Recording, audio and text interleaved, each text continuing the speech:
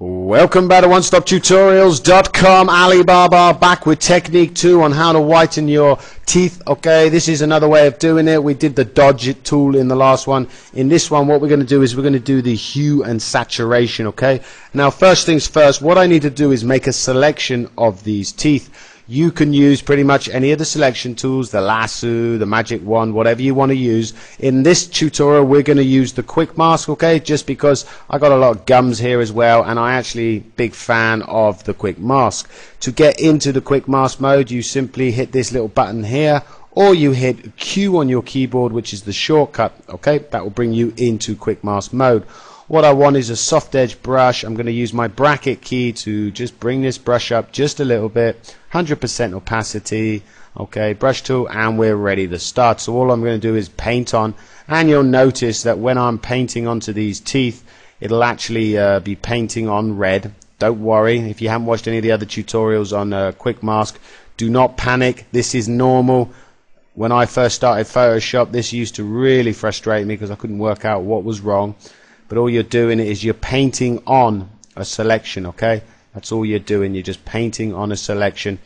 Don't be too concerned if you don't get it right first time, because what we can do is we can come in, flip the foreground and background color. So we can flip the foreground color to white, and this will allow us to come in and edit it. And that's exactly what I'm going to have to do here. Okay, so if you hit the shortcut to flip your foreground and background color is hit X on the keyboard. That will now put you foreground as white, which will allow you to delete stuff out. Okay, so if you find you're a really messy painter, doesn't matter while using quick mask. I'm going to use the black again. I'm going to use the bracket keys to make my brush just a bit smaller. Just want to come around the top here. Just want to get as close to these gums as possible. Like I say, we don't have to be 100% perfect here. This will eventually be put into a mask, and we'll be able to spend a bit more time on cleaning this up. All these sort of techniques, they're well worth spending time on, getting them looking right first time, so you don't get too many problems. So I'm pretty happy with that. That'll do me. In fact, let me just hit X on my keyboard to flip the white as my foreground color.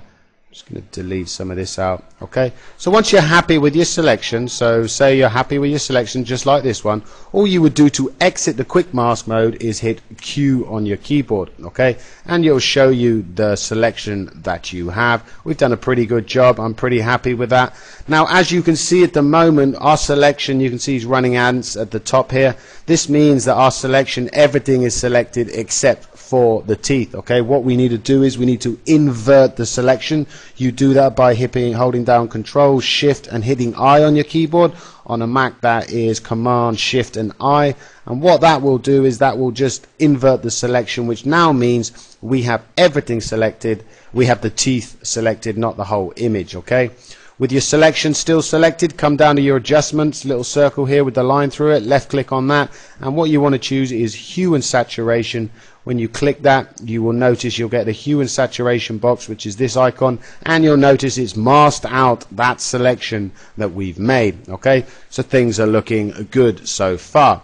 Now what I want to do is, in the hue saturation, if it doesn't come up, I think in CS3 and CS2, you might not be able to see the hue and saturation. Just simply double left click on this icon. That will open up the hue and saturation box. If you're in CS4, you'll notice that the hue and saturation is actually above you. So what we want to do here is we want to go where it says master. I want to choose the yellows. Okay, what I want to do is desaturate some of those yellow color out. So I'm just going to drag this down a bit. We don't need to go too wild. I'm just desaturating out that yellow color.